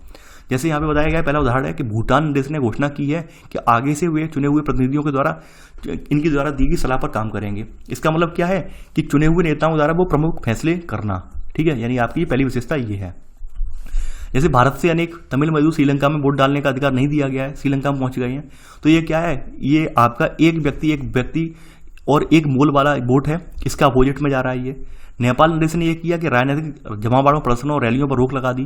तो इन्होंने क्या किया, अधिकारों का सम्मान किया ताकि कोई अपने अधिकारों का दुरुपयोग ना करे, ठीक है। वहीं भारत के सर्वोच्च न्यायालय ने क्या बताया गया कि भारत के सर्वोच्च न्यायालय ने बिहार विधानसभा भंग करने का असंवैधानिक ठहराया। असंवैधानिक ठहराया इसलिए से ठहरा दिया क्योंकि हमारे यहाँ कानून का शासन है, कानून ये तय करता है कि कोई चीज़ सही है या नहीं है, ठीक है, इसलिए हमने यहाँ पे असंवैधानिक ठहराया है।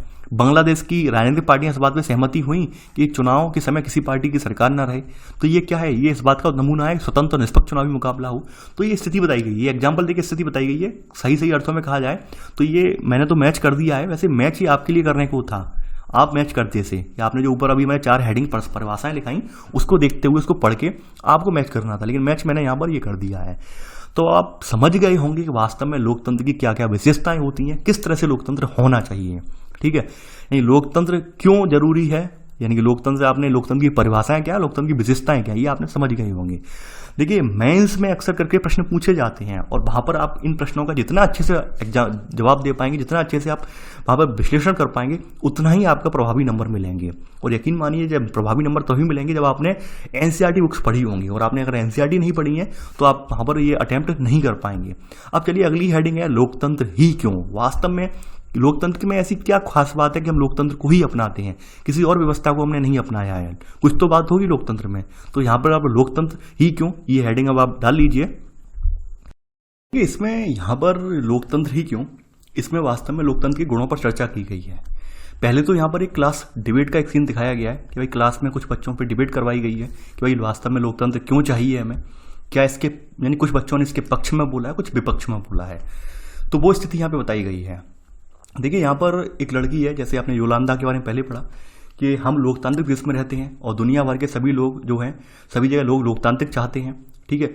अब यहाँ पर जिन देशों में इसने बताया कि जिस देशों में लोकतांत्रिक प्रणाली नहीं थी वहाँ पर भी अब इसे अपनाया गया है, यानी इसने इसके बारे में अच्छी अच्छी बातें कही हैं। तो अगली स्थिति यहाँ पर ये अगली लड़की आती है कि एक तांग गिनी करके एक लड़की है, ठीक है। तो ये कहती है भाई कि भाई लेकिन लिंगदे मैडम ने ये कहा था कि कोई चीज़ अच्छी है इसलिए हमें उसे नहीं मान लेना चाहिए, उसकी कुछ तो हमें विशेषताएं पता होनी चाहिए कि भाई क्यों अच्छी है वो, यानी किसी चीज़ को सिर्फ इसलिए नहीं मान लेना चाहिए कि बाकी सभी उसे मान रहे हों। यानी कि जैसे आपने देखा होगा कि हमारे यहाँ इसे हम भेड़ चाल बोलते हैं। अक्सर जो लाइन यहाँ पर लिखी है इसका मतलब ये होना चाहिए, इसका मतलब है भेड़ चाल। जैसे आपने देखा होगा कि हमारे यहाँ बहुत सारे जो वोटर्स होते हैं वो वोट डालने इसलिए चले जाते हैं कि भाई फलानी पार्टी जीत रही है कि हाँ वोट डाला है, उन्हें यही नहीं मालूम है फलानी पार्टी का कैंडिडेट की उसकी क्या वैल्यू है, किस तरह का बिहेव करता है, किस तरह से सत्ता में आ रहा है, कैसा उसका आदर्श है, कैसा उसका नैतिकता दिखाता है, आपको कुछ भी नहीं पता है। आप केवल इसलिए वोट डाला है कि वो फलानी पार्टी जीत रही है। तो ये इसे कहते हैं भेड़ चाल। तो ये स्थिति नहीं होनी चाहिए। तो ये वही लड़की दोहरा रही है कि भाई हम किसी भी चीज़ को इसलिए नहीं मान लेना चाहिए हमें कि बाकी सभी उसे मान रहे हैं, लेकिन हमें कुछ तो देखना चाहिए, कुछ तो विशेषताएं हों कि भाई क्यों मान रहे हैं इसे। तो यहाँ पर जैनी नाम की लड़की कहती है हाँ ये गलत रास्ता ही है, ठीक है। यानी हमें ये भी सोचना चाहिए लोकतंत्र हमारे देश को क्यों दिया गया। रवियांग जो मेघालय का लड़का है ये लगता है, अगला मुद्दा ये रखता है कि भाई यहाँ लोकतंत्र के कारण गरीबी है या फिर लोकतंत्र होने के बावजूद भी गरीबी है। यानी कहने का मतलब ये भाई लोकतंत्र तो जनता का तंत्र है, भाई जनता का यहाँ पे शासन है, जनता के द्वारा, जनता के लिए और जनता के द्वारा शासन है। तो फिर भाई यहाँ पर हमारे यहाँ जनता का शासन होने के बावजूद भी हमारे यहाँ गरीबी है, तो इसका मतलब क्या हुआ, लोकतंत्र हमारे यहाँ पर अच्छा है ही नहीं, ठीक है। ये रवियांग का विचार है। अब ऐसे करके आगे बढ़ते बढ़ते एक जैनी फिर कहती है कि लोकतंत्र का मतलब क्या हुआ, अराजकता है, अस्थिरता है, भ्रष्टाचार और दिखावा है, देश की परवाह कोई नहीं करता है, राजनेता आपस में लड़ते हैं। एक स्थिति ये भी है। वास्तव में लोकतंत्र आज अगर वर्तमान में देखा जाए तो लोकतंत्र में अराजकता भी होती है, यानी पार्टियां एक दूसरे पर द्वेष विद्वेष की भावनाएं आरोपित करती हैं, अस्थिरता होती है। यानी आपने देखा होगा दल बदल होता रहता है कि फलानी पार्टी की सरकार बन गई, फलानी की पार्टी की सरकार गिर गई, भ्रष्टाचार भी होता है, दिखावा भी होता है, और यहाँ पर सब अपनी अपनी सूझबूझ में लगी रहती हैं। भाई वो फलानी पार्टी सोच रही है कि भाई हमारी सरकार एमपी में बन जाए, फलानी सोच रही है हमारी राजस्थान में बन जाए, यानी कि कोई सोच रहा है महाराष्ट्र में सरकार बन जाए, कोई सोच रहा है पीएम बन जाए, तो सब इसी जो है गठजोड़ में लगे हुए हैं। तो यहाँ पर देश की कोई नहीं सुनने वाला है। तो यहाँ पर लड़की, इसका विचार ये भी है। अब एक लड़का ये कहता है पायमोन नाम का, इससे बेटर तो अंग्रेजी हुकूमत वापस लाई जाए। यानी धीरे धीरे करके सब बच्चों अपने अपने मन के विचारों को रखते हैं सामने। अगला एक बच्चा है रोज नाम का, ये कहता है कि ऐसे नेता की जिसे चुनाव की संसद की परवाह ना हो, ठीक है। तो एक ही नेता के पास सारे अधिकार हों जो कि देश को आगे ले जाए, यानी देश को एक मजबूत नेता चाहिए। यानी इसका मानना ये है कि भाई एक यानी कि एक ऑटोक्रेट, यानी एक तरह से कह सकते हैं डिक्टेटरशिप वाला नेता हो, जिसको ना तो चुनाव की टेंशन हो, ना ही संसद की परवाह हो, लेकिन देश की परवाह करे, जैसे हिटलर करता था। तो इसके मायने में इसने सोचा कि हिटलर जैसी व्यवस्था वो अच्छी है। यानी सब बच्चे जो है अपने अपने विचार रख रहे हैं यहाँ पर। जैसे कि आप सभी के माइंड में विचार आते हैं, सेम वही विचार आपके जो है वो इस चैप्टर में रखे गए हैं। और तभी कोई पीछे से बच्चे की जो रोज की बात है वो चिल्लाए, भाई इसको तो तानाशाही कहते हैं कि एक नेता हो, संसद को ना माने, चुनाव की परवाह ना करे, बस देश की परवाह करे, जैसे हिटलर करता था, तो इसे तानाशाही कहते हैं। ठीक है, तो वही बात है, दो ही नाम की व्यक्ति ये है, दो ही ये कहता है, अगर वह व्यक्ति सत्ता का उपयोग सिर्फ अपने परिवार के लिए करने लगे तो क्या होगा। मान लीजिए तानाशाही व्यक्ति है, हिटलर जैसा व्यक्ति है, और वो केवल अपना अपना स्वार्थ देखने लगे तो भी देश के लिए फायदा नहीं होगा। अब यहाँ पर रोज कहती है मैं सिर्फ ईमानदार, संजीदा, मजबूत नेता की बात कर रही हूँ। तो ऐसे करके बच्चों का ये डिबेट है, एक लंबा डिबेट चलता है। मैडम जो लिंग 2 मैडम है वो फिर से आती हैं, कहती हैं मुझे बहुत अच्छा लगा कि आप लोग आपस में हस्तक्षेप कर रहे हैं, डिबेट को कर रहे हैं, किस तरह का हमें नेता चाहिए, किस तरह का लोकतंत्र होना चाहिए। तो वो स्थितियां आप सभी के सामने हैं। देखिए ऐसा नहीं है, हम सबके माइंड में विचार नहीं आते हैं। अक्सर करके मैंने देखा है, मुझे भी इन जो सवाल हैं इन सवालों का सामना करना पड़ता है। एक टीचर के नाते मैं बताऊं आपको सही तो मुझे भी ये सब सवालों का सामना करना पड़ता है। कुछ बच्चे कहते हैं सर ये हुआ, फिर ये क्यों हुआ, ये क्यों हुआ। वास्तव में ये सब चीज़ें लोकतंत्र में होती भी हैं, यानी कि हम कह सकते हैं। देखिए लोकतंत्र वास्तव में कोई आदर्श लोकतंत्र आज के टाइम में नहीं है, यानी आदर्श लोकतंत्र नहीं है, यानी सब में कुछ ना कुछ कमियां हैं। लेकिन अगर हम यहाँ पर किसी एक व्यवस्था को अगर हम उन्मुख कर दें, जैसे मान लीजिए हम तानाशाही पर उतर आए, तो वो ज़्यादा खतरनाक होगी। लोकतंत्र इतना खतरनाक नहीं है जितनी तानाशाही खतरनाक है। तो ये चीज़ सबसे बड़ी मायने रखती है। इन लोकतंत्र में कमियां, कितनी भी कमियां सही, लेकिन फिर भी वो राजतंत्र की तुलना में बहुत ज़्यादा बेहतर है। और इसके अलावा आपके पास कोई विकल्प भी नहीं है। हकीकत बात ये है, इसलिए हमने लोकतंत्र की प्रणाली को अपनाया हुआ है। यानी हमारे पास विकल्प क्या है भाई, 5 साल बाद आपके पास कैंडिडेट चेंज हो जाता है। भाई मान लीजिए इस साल कोई कैंडिडेट बेकार लग रहा है, आप 5 साल बाद चेंज कर सकते हैं। दूसरी बात ये है, यहाँ पर मानते हैं कितने भी नेता जो हैं वो चुनाव की बात करते हों, संसद की यहाँ पर बात करते हों, या फिर अपने गठजोड़ में लगे रहते हों, लेकिन फिर भी झुकना तो उन्हें जनता जनार्दन के आगे पड़ता है। बिल्कुल बात सही है। यानी हमारे यहाँ कितना भी नेता कितना भी कुछ कर ले, यानी 5 साल बाद उन्हें जो जनता की पैरी पकड़ने पड़ते हैं। तो इस तरह की यहाँ पे व्यवस्था हमारे यहाँ है। आपने ये सब चीज़ें देखी भी हैं। तो कहीं ना कहीं लोकतंत्र में बुराइयां भी हैं, लेकिन उसकी अच्छाइयां ज़्यादा हैं, बुराइयों से ज़्यादा उसकी अच्छाइयां हैं। और वहीं राजतंत्र को अगर देखें तो राजतंत्र अगर मान लीजिए सही व्यक्ति के हाथ में नहीं है तो पूरी जनता जो है जीवन भर उस चीज़ को भोगेगी। जबकि लोकतंत्र में ऐसा नहीं है। लोकतंत्र में केवल और केवल आपके सामने लो 5 साल आपको भोगना पड़ेगा। 5 साल, और 5 साल में भी हद से ज़्यादा वो यहाँ पर तानाशाही नहीं चला सकता है, क्योंकि उसे भी संविधान में प्रदत्त नियमों को मानना पड़ेगा। यानी यहाँ पे ऐसा नहीं है हद से ज़्यादा तानाशाही चलाए, हद से ज़्यादा नहीं चला सकता है। जैसे आप वर्तमान सरकारें देख सकते हैं, वर्तमान सरकारों ने कुछ गलत किया तो पीछे से सुप्रीम कोर्ट ने डंडा कटड़ा दिया कि नहीं ये गलत है, आप इसे हटाइए। तो ये चीज़ें हैं, यानी हमारे यहाँ इस चीज़ को बैलेंस करने वाली व्यवस्था है। ठीक है, यानी विधायिका, कार्यपालिका, न्यायपालिका, तीनों की व्यवस्थाएं हमारे यहाँ सेपरेट हैं, तीनों के अधिकार सेपरेट हैं, तीनों जो हस्तक्षेप की प्रक्रिया है तीनों की अलग अलग है। विधायिका की अलग है, कार्यपालिका की अलग है, और न्यायपालिका की अलग है। और इन सब में न्यायपालिका ऐसा नहीं है कभी कभी न्यायपालिका भी हमारे यहाँ सर्वोपरि हो जाए, ऐसा भी नहीं है। हमने न्यायपालिका को भी बैलेंस में रखा है। तो ये हमारे संविधान की विशेषता है, इसलिए हमारे यहाँ लोकतंत्र जो है इसका महत्व ज़्यादा है। अब आप समझ गए होंगे लोकतंत्र का महत्व हमारे यहाँ क्यों है। अब यहाँ पर लोकतंत्र के पक्ष में और खिलाफ में जो पक्ष दिए हैं वो आप यहाँ पर लिख लेना। तो सबसे पहले तो यहाँ पर लोकतंत्र में चर्चा हुई है, लोकतंत्र ही क्यों, लोकतंत्र के यानी कि इसके विपक्ष में तर्क हैं, लोकतंत्र के खिलाफ तर्क कौन कौन से तर्क हैं वो आप लिख लेना। पहला तर्क ये है कि यहाँ पर अस्थिरता पैदा होती है, लोकतंत्र में नेता बदलते रहते हैं, अस्थिरता पैदा होती है।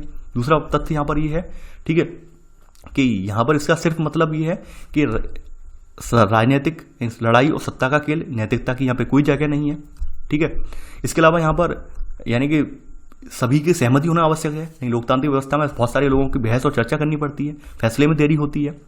इसके अलावा यहाँ पर चुने हुए नेता जो होते हैं, बहुत सारे नेता जो होते हैं अयोग्य कैटेगरी के टाइप के होते हैं, अयोग्य होते हैं, तो उन्हें लोगों के हितों का पता ही नहीं होता है। ऐसे करके शासन व्यवस्था बिगड़ती है। अगली यहाँ पे पांचवी बात बताई गई है कि चुनावी लड़ाई महत्वपूर्ण खर्चीली होती है, भ्रष्टाचार भी होता है।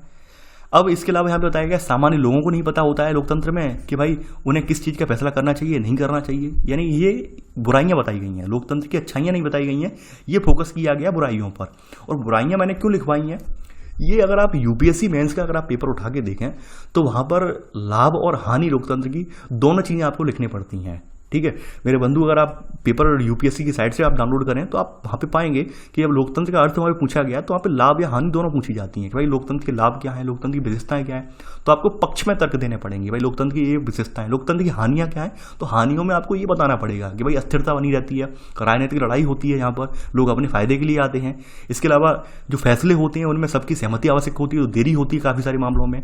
ठीक है, जैसे आपने देखे होंगे बहुत सारे मामले बहुत सालों तक पेंडिंग पड़े रहे, जैसे आपने जम्मू कश्मीर का था, जम्मू एंड कश्मीर में क्या था, काफ़ी सालों तक सहमति नहीं बन पाई क्योंकि कोई पार्टी इतनी ज़्यादा सत्ता में मजबूत तरीके से नहीं आ पाई जो कि जम्मू एंड कश्मीर पर इसका मसले को निपटा सके। वर्तमान में जब बीजेपी सरकार पूरी मजबूती के साथ आई तो जम्मू कश्मीर वाला मैटर सॉल्व हो पाया, और सॉल्व होने में भी आप देख पा रहे होंगे लगभग कितना लंबा समय लग गया। यानी पूरा आज़ादी के बाद के समय से ये पूरा डिस्प्यूट चला आ रहा था और लगभग 70 साल बाद, ये 72 साल बाद डिस्प्यूट खत्म हो पाया।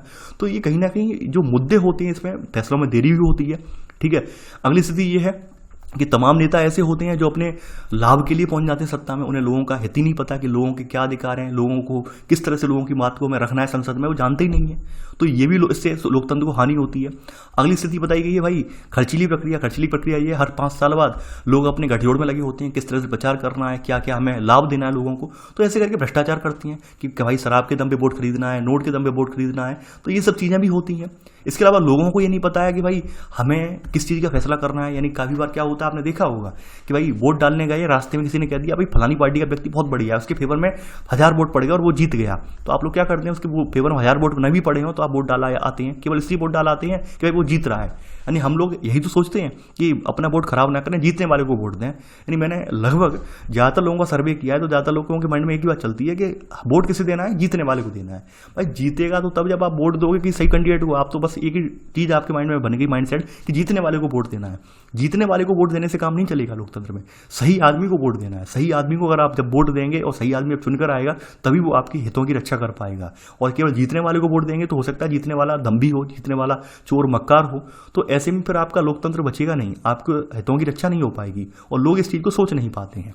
तो वही बात बताइए, सामान्य लोगों को किसी चीज़ का फैसला नहीं करना चाहिए। सामान्य लोगों को पता ही नहीं होता है कि क्या अच्छा है क्या बुरा है, और वो फैसला ही नहीं कर पा रहे हैं कि भाई क्या करना है क्या नहीं करना है।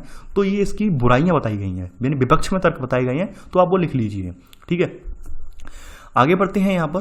ठीक है, अब यहाँ पर वही एग्जाम्पल दिया गया कि निश्चित रूप से लोकतंत्र जादू की छड़ी तो नहीं है जो आपने पॉइंट देखे। यानी कि आपने ये भी देखा दुनिया के बहुत सारे देशों में लोकतंत्र है फिर भी वहाँ पर गरीबी नहीं मिटाई गई है।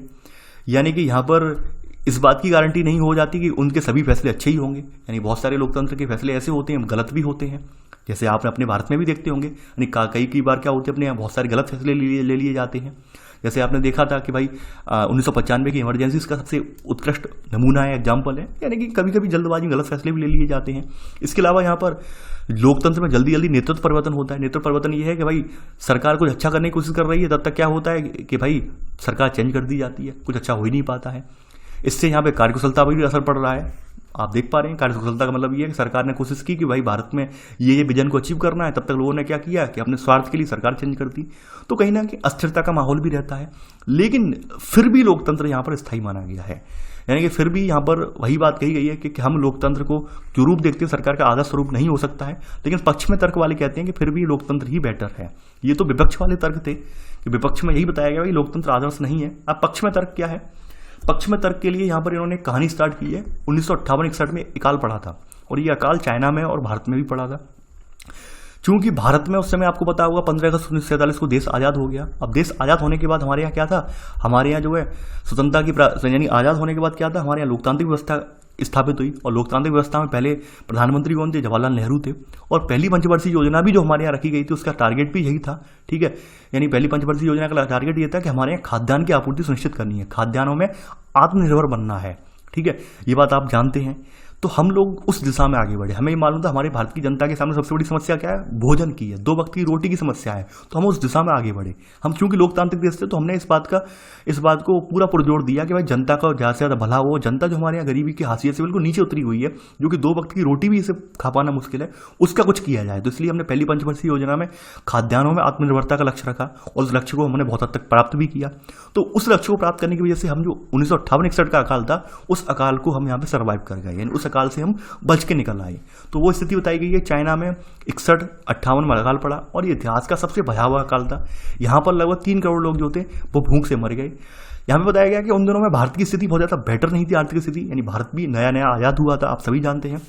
यानी लगभग 12-13 साल हुए आज़ाद हुए और हमारे यहाँ कोई स्थिति ज़्यादा बढ़िया नहीं थी। लेकिन हमने लोकतंत्र, चूँकि हमारे यहाँ पहले अंग्रेजों के टाइम में काफ़ी सारे अकाल पड़ चुके थे, लेकिन भारत में जब एक लोकतांत्रिक व्यवस्था स्थापित हो गई उसके बाद हमारे यहाँ चीन की तरह अकाल नहीं पड़ा और भुखमरी की स्थिति नहीं आई। चूँकि हमने लोकतांत्रिक हो चुके थे, हमने वो स्थिति नियंत्रित कर ली। जबकि चाइना वाले क्या थे, वहाँ पर ठीक है, यानी वही बताया गया है कि भाई कि दोनों अर्थशास्त्री ये कह रहे हैं ये ऐसा क्यों हुआ कि दोनों देशों की सरकारी नीतियों के कारण ये हुआ कि भारत में लोकतांत्रिक जो थी व्यवस्था थी उसने ये सब चीज़ों पर काबू कर लिया। ठीक है, यानी भारत ने खाद्य सुरक्षा के मामले में सारे काम किए, जबकि चीनी सरकार ने ये महसूस नहीं किया। चीनी सरकार ने ये कहा कि हमें तो सत्ता में आना ही आना है, हमें तो कोई फर्क नहीं पड़ता जनता की भावनाओं से, क्योंकि वहाँ पे एक तरह की एक पार्टी की सरकार है। ठीक है, और एक पार्टी का वर्चस्व, उसे मालूम था हम अस और वश में सत्ता में हम आ ही जाएंगे, जनता जिए हमारे, हमें कोई मतलब नहीं है। जबकि भारत ने लोगों को महत्व दिया। भारत के जो उस समय प्रधानमंत्री वगैरह थे, भारत की सत्ता में मौजूद सरकारें जो थी, उन्होंने लोगों की भावनाओं का महत्व दिया। उन्होंने कहा बिल्कुल, उन्होंने कहा कि भाई मान लीजिए सरकार अभी जनता हमारी भूख से मर जाएगी तो भाई ये जनता ऑब्वियसली बात है अगले चुनाव में हमें पटकनी देती कि जनता में बाहर का रास्ता दिखा देगी। तो उन्होंने लोगों की बातों का ध्यान रखा, लोगों को हितों का ध्यान रखा और लोगों को भुखमरी का शिकार नहीं होने दिया। तो ये चीजें आप देख पा रहे होंगे कि इस तरह से पक्ष जो हमारा जो पक्ष है, यानी लोकतंत्र का जो पक्ष है, लोकतंत्र का ऐतिहासिक पक्ष जो हम मानते हैं, उसमें ये कहानी यहाँ पर दर्शाई गई है। भाई लोकतंत्र किस हद तक लोगों के लिए लाभदायक भी है, कुछ किस हद तक लोकतंत्र जो है यहाँ पर लोगों के लिए अच्छा भी है, वो यहाँ पर बताया गया है। ठीक है, तो यहाँ पर इसमें लोकतंत्र के यहाँ पर आप लिख लेना, अगली हेडिंग आप ये लिख लेना, लोकतंत्र के पक्ष में तर्क। ठीक है, तो इसमें पक्ष में तर्क ये लिख लेना पहला पॉइंट। देखिए इसमें जो पहला पॉइंट है वो इसी में लिखवा दे रहा हूँ पहले तो मैं, कि 1958-61 के दौरान, ठीक है, ये अकाल पड़ा और सबसे भयावह अकाल था और इस समय 3 करोड़ लोग मारे गए। ठीक है, इसी में सब पॉइंट आप लिख लेना यहाँ पर। ठीक है, कि भारत में चीन के समान अकाल और भुखमरी की स्थिति नहीं आई इस समय। ठीक है, क्यों नहीं आई उसका रीजन था क्योंकि भारत में लोकतांत्रिक व्यवस्था होने से, ठीक है, क्योंकि इसी में लिखना, क्योंकि भारत में लोकतांत्रिक व्यवस्था होने से भारत सरकार ने खाद्य सुरक्षा के मामले में काम किया, जबकि चीनी सरकार ने, यानी लिख लेना, मामले में इस तरह से काम किया, वैसा करने की जरूरत चीनी सरकार ने महसूस नहीं की।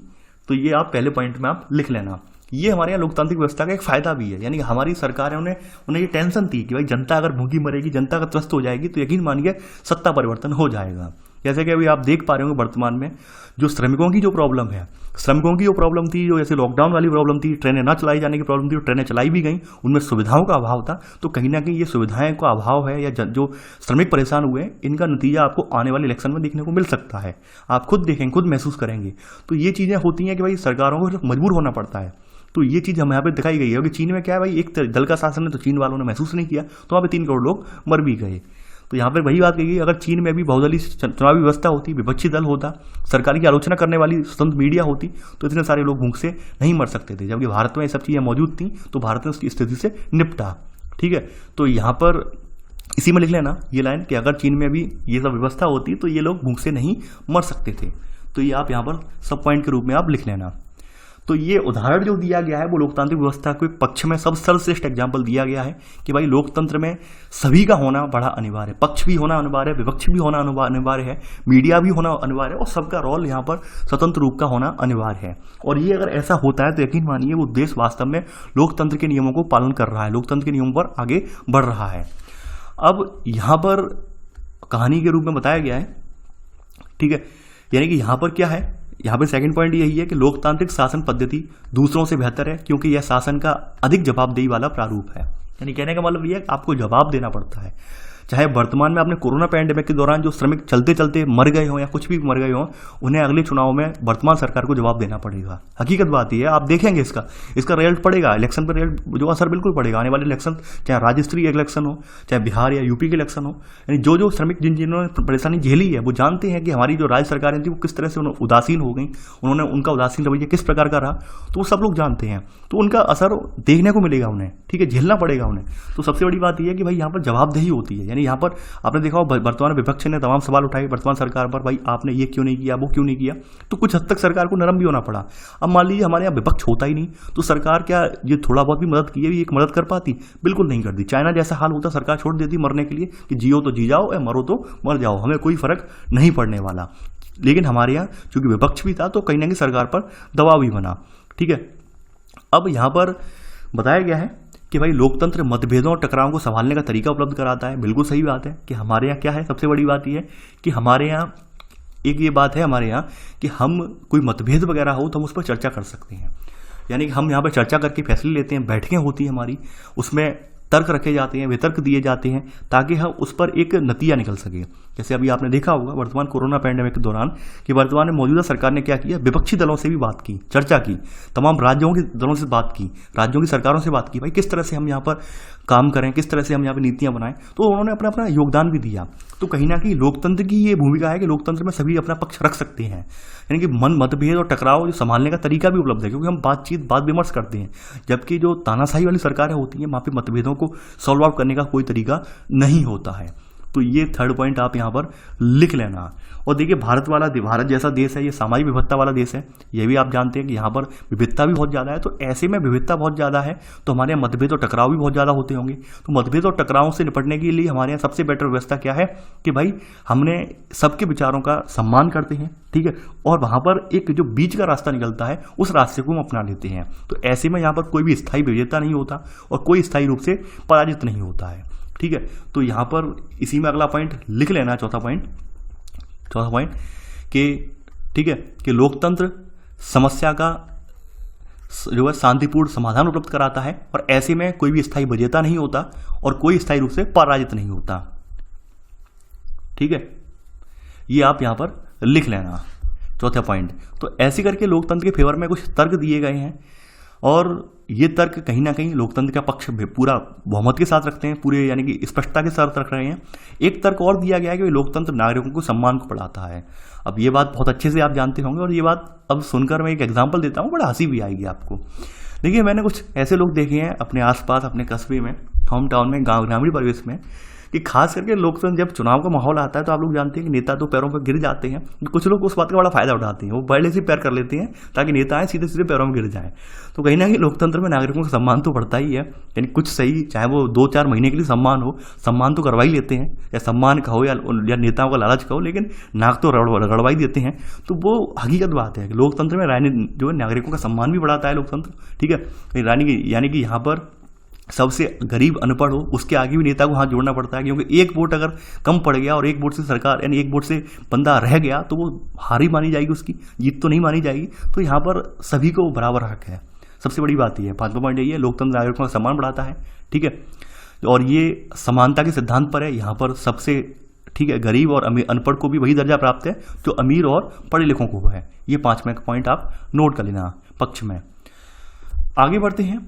अब देखिए यहाँ पर अगला यहाँ पे पक्ष बताया गया है, पक्ष में आखिरी तर्क ये है, 6वां तर्क ये है कि लोकतांत्रिक व्यवस्था में सबसे बेहतर ये है कि हमें अपनी गलती ठीक करने का अवसर भी मिलता है।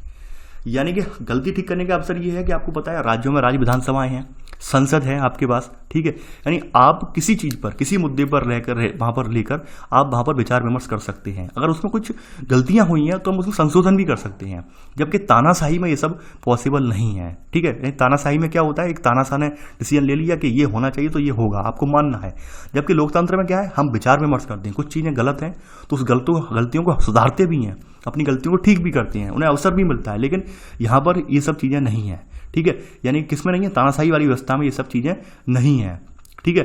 ये वही सब चीज़ें यहाँ पर बताई गई हैं। तो 6 तर्क आपने इसमें, 6 तर्क का मतलब ये 5 तर्क है मेन रूप से।